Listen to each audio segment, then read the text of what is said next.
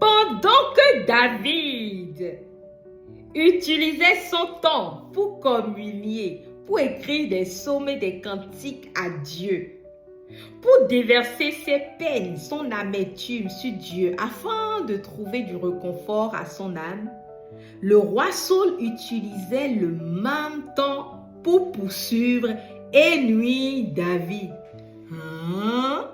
Oui. Et on connaît la fin de l'histoire. Pendant que la reine Esther, j'enlève mes lunettes, était en train d'utiliser son temps pour jeûner, prier, pendant ce temps, Haman était en train d'utiliser ce même temps pour conspirer et nuire la reine Esther. Et si je dois parler de comment nous, on gère notre temps aujourd'hui, on ne s'en sortira pas. Pas du tout. Alors ici, on parlera justement de tout ce qui touche à la gestion. Le premier sujet sur lequel on va parler, c'est la gestion du temps.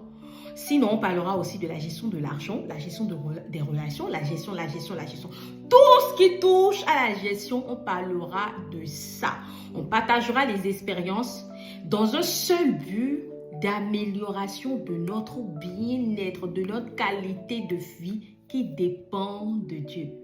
Je suis chrétienne, il est écrit dans la Bible que Dieu a fixé la durée de vie de l'homme à 120 ans. Donc si je vis trop, si tu vis trop sur cette terre, c'est 120 ans. Alors pourquoi gaspiller, ne pas bien gérer mon temps? La preuve, nous avons la même quantité de temps chaque jour, 24 heures. Donc, tout dépend de la qualité de ce temps. Et je suis en train de voir quelqu'un déjà qui a pris une nouvelle résolution. Demain, je me lève à 6 heures, je fais mon sport, je mange healthy. Bon, les chrétiens m'ont dit, je vais avoir une relation avec Dieu, je vais prier pendant 2 heures, 3 heures le matin. Très belle résolution d'ailleurs. Oui, mais la gestion du temps ne commence pas par la planification. Quand on y réfléchit, ça commence par faire un état des lieux clair de comment tu as géré ta journée d'aujourd'hui ou comment tu vas gérer ta journée de demain. Donc, tu commences par observer ça, pas mettre par écrit ou audio. Fais ce que tu veux, mais enregistre comment tu as géré ton temps. Un état des lieux clair de ce qui a marché, de ce qui a amélioré, avant d'aller au niveau de la planification. Donc, je te donne rendez-vous pour notre prochaine vidéo sur le sujet la gestion du temps.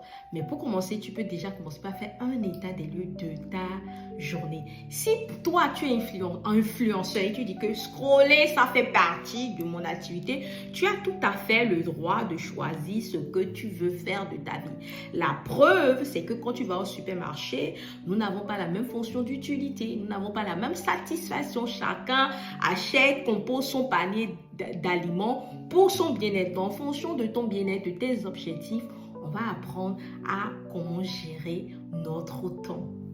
C'est mon nouveau challenge. Voilà, que Dieu te garde. Je remets mes lunettes des bénis. Astrid.